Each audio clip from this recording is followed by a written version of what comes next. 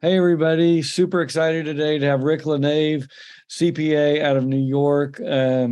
He's been in our program at Dope CFO for quite some time. And so it's going to be really cool to get his experience because New York is kind of getting their act together and moving forward on the cannabis front, but it's been a little bit slow and bumpy, and not to mention all of the COVID crap that went on. So great to have you again. Why don't you Well, give us, you've thanks been for having me back. this is your second time on, so but why don't you give the quick and dirty summary of your background and how long you've been in cannabis? Even remind me, has it been a couple of years? Yeah, so I started accounting buds about 2.5 to 3 years now. Um, it was a few months before the pandemic started. I was doing management consulting under my own label before that. And previous to that, I spent my entire career in financial services in Manhattan, starting off as a lot of accountants do in public accounting, working on banks and financial service clients, and then moving to be the right-hand man for CFOs of three different public companies, all which were, again, in financial services or fintech space. Okay, well that's awesome. And by the way, when we met a couple of years ago, I still got this on my desk. I love it. The business card with the rolling papers. So I love that. It's a big hit at trade shows. People will walk by my booth just to get them because they see other people with them, or they're like, "Oh, you're a cool accountant. You're not, the typical accountant." I'm like, "Okay, that's what I'm going for." So Oh, I it know works. it still cracks me up that you'll see the bigger firms at these industry events and they're all in coat and tie, Yep. and it's like they don't get that most of the industry is pushing back against that normal tradition. No, it's true. Like I'll have people come to my booth at these trade shows because I'm not in a shirt and tie. I'll wear a dress shirt like this. I'll wear a jacket, but I'll have jeans and sneakers on too. It's kind of like, business and casual at the same time because you don't want your accountant or your lawyer to, look like a complete slob, but at the same point in time, the industry doesn't necessarily love the buttoned up the suit look. And all people come to my booth just because they'll walk right past the other booth with the big firms in their suits and they'll say, "You look like a down to earth person. You don't look like you're, a stuffy guy." And we start talking. Start talking, and that's awesome. And I remember, so part of the Dope CFO program is become a VIP, become an expert, but also become an instructor and participate in the industry. And you have followed that to the T because you already had your background of expertise. You built up more expertise, which has been amazing. But then you're out there on the involvement side. First off, I know you're involved with New York Society of CPAs, so I want to hear about that, and also your experience. You've done a bunch of these booths, and I'm not certain if you've done speaking at events as well, but you're definitely getting super involved in the Yeah. industry, and I think it's a great way to build your practice. Sure. I'll touch upon all of those. So the New York State CPA Society has a cannabis committee. It's about 80 to 100 members at this point in time. I Wow. wish I wish all 80 to 100 members would join the monthly meetings every month, but that's how many people are on the committee. About a year ago, they were looking for someone to be the vice chairman of the committee. The person who was doing it had to step down for personal reasons, and frankly, people weren't raising their hand to ask to be it. So I reached out and just said, "Hey, what would it entail?" Thinking it must be this, giant burden if nobody else wants to do it. And it turned out it wasn't that giant of a burden.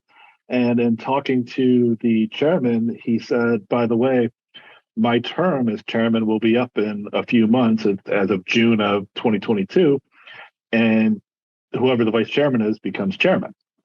So I Yeah. thought to myself, well, this is an interesting opportunity because it doesn't seem like a lot of work. Of course, I asked, well, does the workload increase a lot as chairman versus vice chairman? And it turned out it didn't. I mean, there's stuff to do. I'm not saying I don't have to do anything and it adds to my Yeah. day-to-day workload, but the amount of work that was added for the opportunity to be the chairman of this committee of CPAs during the formative years of New York State's adult use program and as they're rolling everything out was an opportunity I couldn't pass up. I mean, those rolling papers you have on them right now, it says vice. I put it on there that I'm the vice chairman of the committee, and I'm having new ones printed. I'm not sure if they'll be ready for the first show or not. This is chairman because it's an interesting opportunity. It's good for my practice, but it's also great for it's a great opportunity for me to be involved and help shape some of the regulations that are ongoing. We actually have reached out to the New York State. They keep changing. I think it's the OCM or OCR. I forget what they call it right now. OCM, Cannabis Management, that is putting together the rules. And we had a meeting a couple of days ago, me and the new vice chairman, with one of the members, and they are now going to attend our meetings that we have once a month for the first 15, 20 minutes to give us updates as to what's coming down the pipe, and also understand some of the issues that we have as a committee with the way the rules are written. For example, one of the rules we talked to them about, which they were like, oh, we didn't even realize that, was in New York State, to be part of the CURAD program, which is for the legacy operators to jump ahead of any other applicants for social justice purposes, you have to have audited financial statements for 2 years.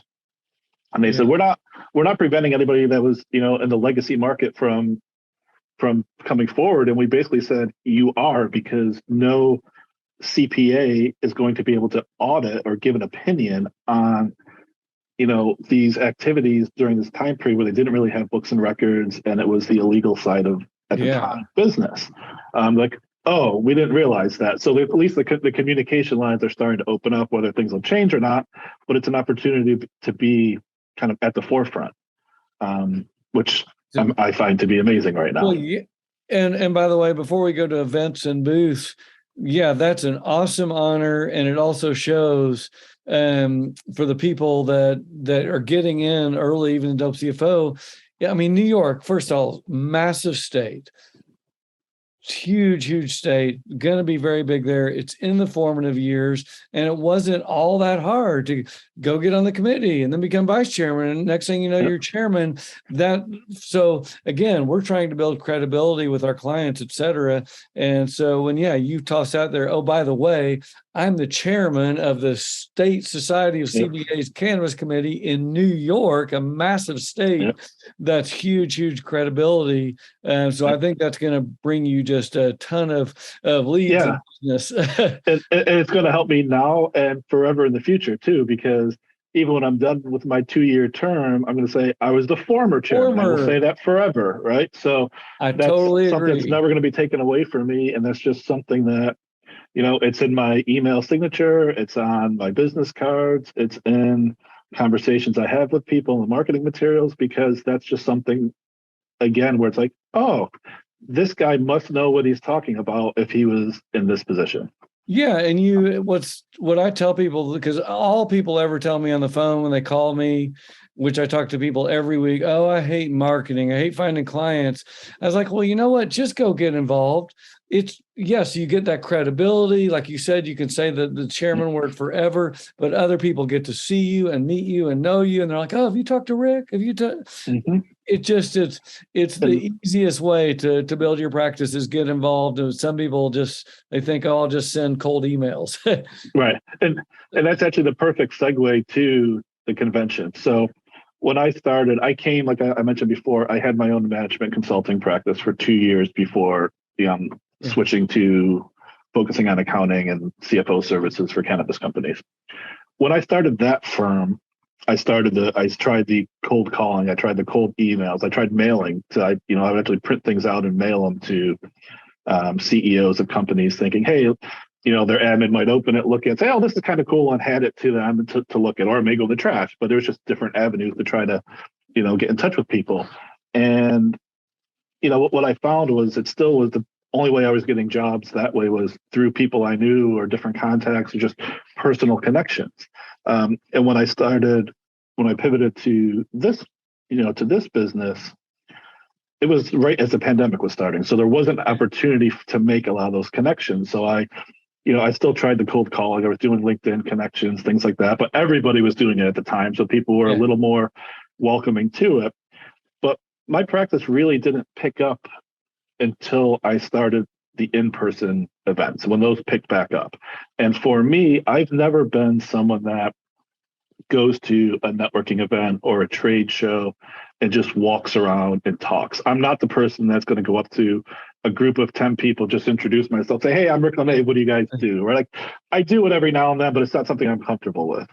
So I decided to invest in the company and myself and see what would happen if I went to 3 or 4 trade shows and rented a booth. And I started with one that, someone I knew suggested me go to the NECAN event in Boston. They had been there a couple of years. I only signed up for that one at first. It was, I don't know, like $3,000 or $4,000 for the booth. So it wasn't cheap, but it wasn't, outrageous. I went and got, things like this printed up for the booth, the banner, some handouts, all in all with the booth, with the hotel, with the driving up there, the printouts and everything else, I probably invested, $7,500 to $10,000 in that first convention. But I realized pretty quickly that was the right way for me to do this marketing, because people were coming up to me, and not everyone needed an accountant. Some people just come in to get the rolling papers or whatever it is. But the people that were coming up to the booth, that because they were looking for an accountant, they're already warm leads. Like they're not, are they a cold lead or this? They're already somewhat warm because they are approaching you. I mean, some of them are like, oh, I'm just trying to get some information. But a lot of them were like, I don't like my current bookkeeper. I don't like my accountant. I'm unhappy with this. I'm unhappy with, can you tell me about this rule or whatever? That gives you an opportunity right there to start the conversation and have sort of a very quick version of what an intro call would be with some, oh, what are your pain points? What are this? Do you know about 280E? Do you know about this? And just either show them your expertise or start to understand where their pain points are, and allows you to continue the conversation down the line. And, I came out from that first trade show with a list of probably 30 or 40 people to contact that I thought were going to be, good, solid leads. I quickly signed up for 2 or 3 more trade shows. Unfortunately, that first year that I did it, which was last year, because we were coming out of COVID, everything had been pushed to the second half of the year. So once I decided I was going to do a few more of these, it was from September to mid-November, it was 4 or 5 trade shows. And so it was go to a trade show, come home, try to get, some work done, unwind a little bit, pack up and go to the next one, not really having time to follow up with all the people that I came in contact with. So I was doing a kind of an assessment. Who do I think I should talk to? Who, just kind of who were like the hottest leads in my mind. And I've also found that the ones that appear in your booth to be the hottest leads probably aren't the hottest leads. There was one guy at MJ BizCon, which was the last one I did last year, where, we and some other dope CFOs met and had dinner afterwards and everything else, where my booth was situated I was on a corner, and 1 or 2 aisles down on a corner was one of the bigger names. Yeah. And there was a CFO from a dispensary chain in Michigan that has 30 dispensaries. Yeah. And he came by 2 or 3 times. It was very early. He came by 2 or 3 times. So I was busy talking to someone, and he wanted to talk to me. He really wanted to get to know me, understand things. And we had a great conversation. But in the conversation, he also said, they're my current accountants. I'm not happy with them. I really hope they do see me talking to you and that type of stuff. Yeah. I'm like, this is going to be great. This guy's going to turn into like a giant client for me. And we never, no matter how much I reached out, we never connected. So he just wanted to piss off his, his current accountant. He just wanted to. But I did get a lot of leads from them, and they weren't immediate. Basically, I went to those conventions in September through November. Then just as I was starting to say to myself, geez, like I met all these people. I had a bunch of conversations. I reached out to people. Nothing really panned out. I mean, I got one client very quickly from that. But other than that, like nothing really panned out. Suddenly in January, my email was going crazy and my phone was ringing like crazy. It was, oh crap, the year's done. We got to do our taxes at some point in time. We need our books cleaned up. We need someone to do this going forward. And suddenly, literally it was 7 to 10 clients in a week and a half that were suddenly calling up, needing stuff done and signing within a couple of days of our conversations. So, the conventions definitely that's killer. Were worthwhile for me. And what's good about that in my mind is a lot of these longer term strategies that are getting involved, and just like this whole chairman deal, that may not come into play till next year or whatever. And so like just within New York itself, New York is starting very slow. That's fine. You are, and I actually did a post on this last week about how do these surfers catch the monster wave that's 60 feet tall? They build up for a long period of time, and then they have to be in the position when that wave hits. Yep. So we know the New York wave is coming. It's not here yet, but you are perfectly positioned. And in the meantime, you've been out there doing these shows. You plant those seeds. Sometimes it takes time, Yep. and then they remember you. We've seen that a bunch of times in our program where I sent an email, never heard back, and 3 months later I got this email from so and so. So it's great to see those kinds of seed planting and then coming back to fruition. And even that Michigan people, you never know. They might be they might go on down the road and call you 6 months from now and be like, we're sick of all this other stuff. I may see him again at MJ Biz this year with my booth there, and he's gonna say, you know what, I've finally had enough with them, and now you've grown to a point where you're a little bigger too, and maybe you could actually service us. I was worried about it or something like that. So, that definitely works. And I would definitely say, I would definitely encourage people to get booths at different conventions. I would encourage, if you can do more than one, to do more than one. Not necessarily within a 2 or 3 week span like I was doing it, but there was definitely some people I met in Boston or Atlantic City or the other one I did in New York that I saw at MJ Biz, and it was the second time that I saw them. They're like, oh, we talked before. The second time I saw them at the convention, we really got into some like the nitty gritty of what they do. And it was, maybe they had talked to me, talked to 5 other accountants, realized they didn't like the other accountants they talked to. So I'm like, oh yeah, we actually like that guy. Came back up and it worked. So I found it definitely, worthwhile from my perspective. And by the way, so another good quality, what I tell people all the time, it's like, okay, you're launching a business and a cannabis accounting business, and the goal for all of us is to have a 7-figure firm. And so, but I find some people are just terrified to invest in their business. So say you had a booth and travel budget of 40 grand for a year or two. And I tell people this because I've started up many companies. I mean, even with my wife, we started up a retail bedding shop. When you start up a local coffee shop, people who do that, they're borrowing a couple $100 grand to get their thing off the ground. But for some reason, accountants hate to invest in their business. I'm like, come on, you're your only asset. So invest in your education, your skills, your marketing, put the money in, it will pay off. And then once that traction's built, you can cut way back on all that stuff. Yeah, no, and I agree with you completely. Like almost any business, people, when you start a business, the saying is it's about 18 months to 24 months before a business becomes profitable. That's because people are investing in their business. Maybe for a physical business, they're investing in a build out or in marketing and things like that. For our business, we still have to invest in it too. I mean, I probably did spend last year between all conventions and travel and things like this, like getting the booth supplies, $40,000 to $50,000 between those 4 or 5 conventions. But I brought in from the clients that I brought in about 150,000 run rate revenues. So that's a pretty good return on investment. Yeah, and by if I can do that again this year, then every year that just you build that 50,000 into your budget, and every year you bring in another 100 or 150, that gets going pretty good. And by the way, what I've seen now, especially in Oregon and more mature states, especially in this niche, the name of the game for our clients, which are dispensaries and farms, is growth, vertically integrate, open up new locations.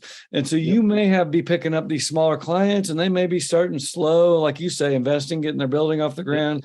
But we were at an event a couple of months ago and talking to some old connections I had that, you used to have 2 dispensaries. This guy, Dave, he's going to be on my podcast tomorrow, actually.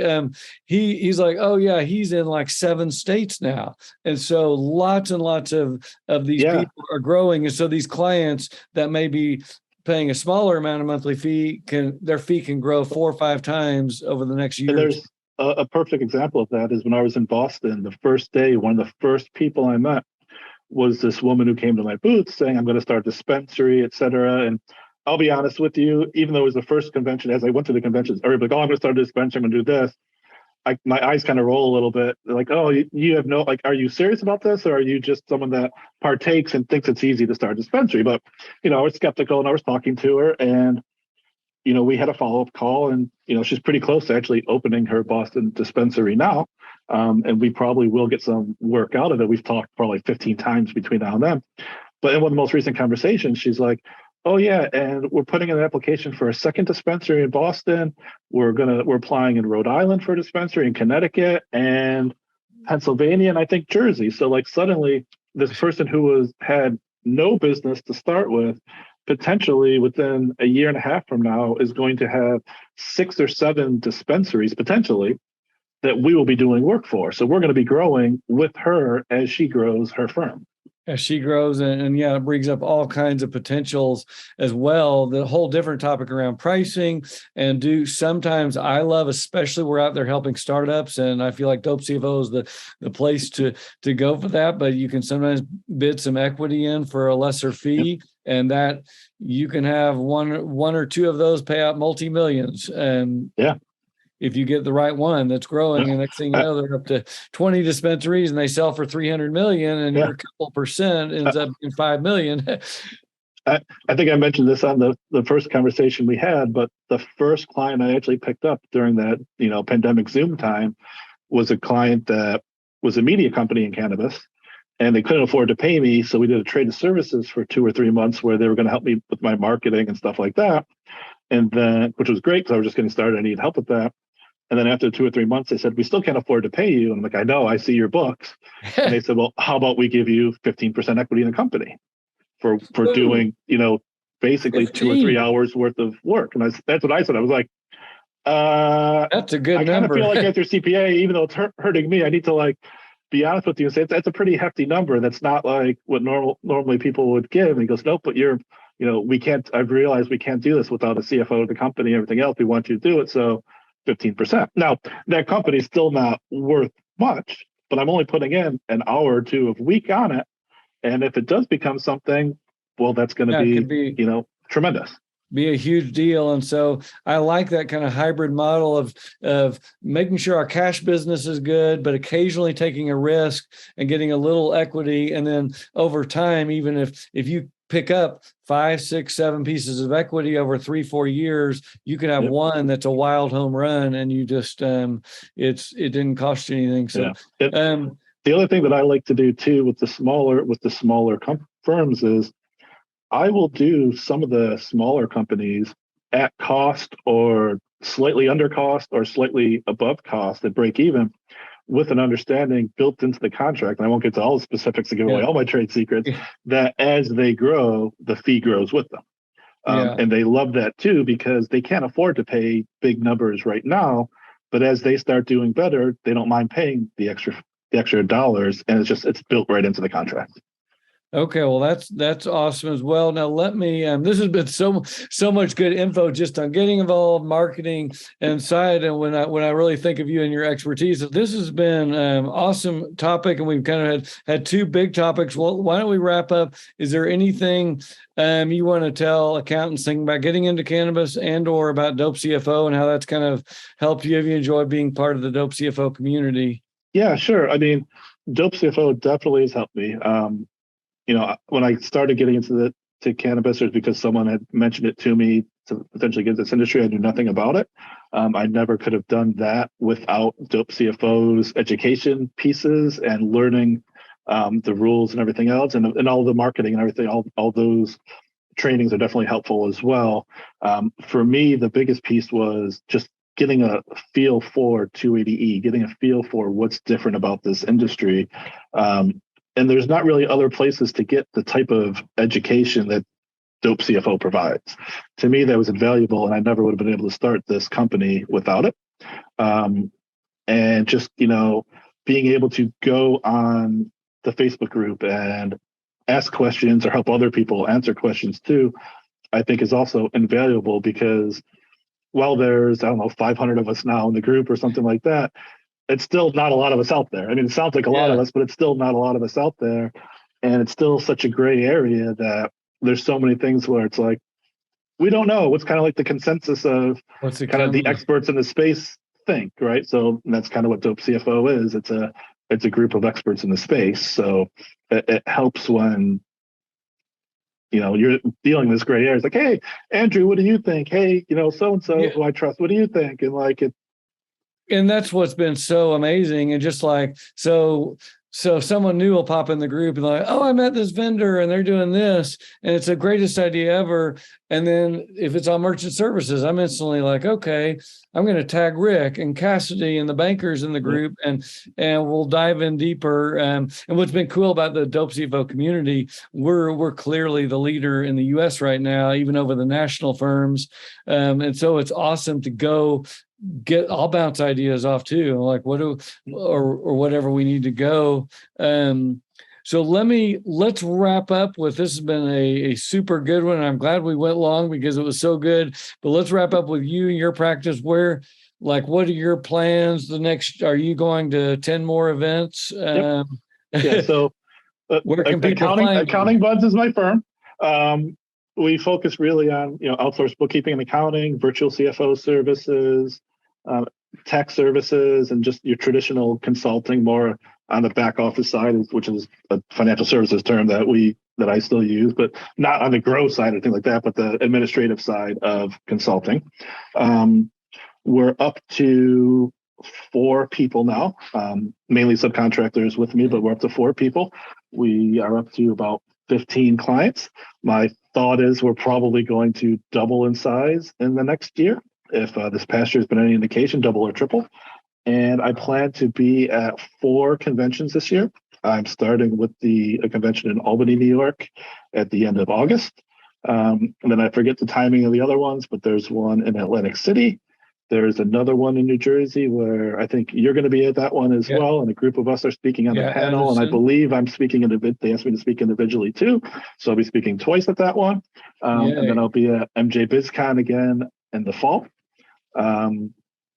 And I was just got a text while we were talking here about just an event in Jersey that they've asked me to come join as a speaker. One of my clients recommended me, which is always a good thing. And, I'm going to be speaking there. Well, and what's great for me to hear about this, so you kind of came on, first of all, New York really wasn't even started at all. And COVID came in and hit the same 2 years, and you still built up this amazing practice. And like I said, that wave, the New York, New Jersey tidal wave, is just getting started. So yeah, you're going to you're positioned perfectly. Yeah. And I know we're running late, but one other just little piece of advice I would give people in states that are starting off: tailor some of your services to applicants or people that don't have a business yet. One of the best things I did in the New York and New Jersey area at these conventions, where I live in New Jersey, so I was going to both of those, they were both just taking off.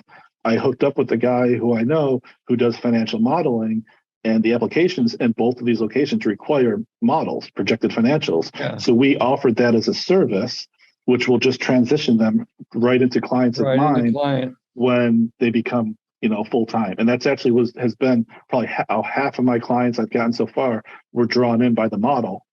And I've got, and the reason I say we're going to grow so much is because I've got probably 5 or 10 clients that are sitting right now that we helped with the model and applications that all said, as soon as we get approved, we're clients of yours. So it's just waiting for them to come through that process. And what I've loved, and I've done this for decades, actually, with startups and landing clients that way, we have financial models in the program as well, many startup tools, because it is a great way to get clients. And what I love about a financial model, I go right to the summary assumption tab, and I'm like, I want to see right up top, payroll, CEO. What are you going to make every year as your sales go to 50 million? And I put the CFO, the Dope CFO, right underneath that. And let's go ahead and agree. If sales are 20 million, here's what we're all agreeing I'm going to get paid next year. And then you don't have to argue about it. It's like, yeah, we did the model together and here we are. And you can even build that. So anyway, this has been a great call. So much good info. Tyson, we'll have to talk about, and I think this is where we will close down. And I want to again thank you so much. And by the way, everyone who's listening, we will have all this in the show notes. We'll have links where you can find Rick as well. But an awesome episode. We may even break this up into 2 because it was just totally different topics. On on building your business, and one really on the merchant services and banking, and both of Thanks them. for having me again. Yay. Okay, so Tyson, that was a good one. Tyson, let's regroup in Slack and see what we'll either do, a double long show or a two-parter, part 1 and part 2. I may, Rick, even pre-release this into our Facebook group just to show others, and especially on the banking side, like, listen to this one. There's just a ton of good info in there, and especially the people getting involved in. So there's so many of these new states. Whether it's Wisconsin or Rhode Island or South Carolina, and people don't realize that, just get involved early. No, I agree. I get frustrated sometimes with the group going back and forth sometimes when it's like everybody's looking for like, oh, I just want the one that's going to pay me like $15,000 a month to start with. And it's like, I do too, but at the same point in time, if you pick up 2 or 3 of these, $1,000 a month, they may sustain you until you can get to that point, or they may become the $15,000, or they may 4 $15,000 a month clients, or they may go away. But like, if nothing else, it sustains you until you start getting those bigger ones. Yeah, and that's what I say. Just get started. And even someone, Elena, I think it was, even she took a free client at first just to get going, and then it can evolve into more, or you can just rotate. If you got a client that never grows above $2,000 a month, just get rid of them with an out, so we can do that. But well, awesome. I've got to jump off because you're probably late too, but that was awesome.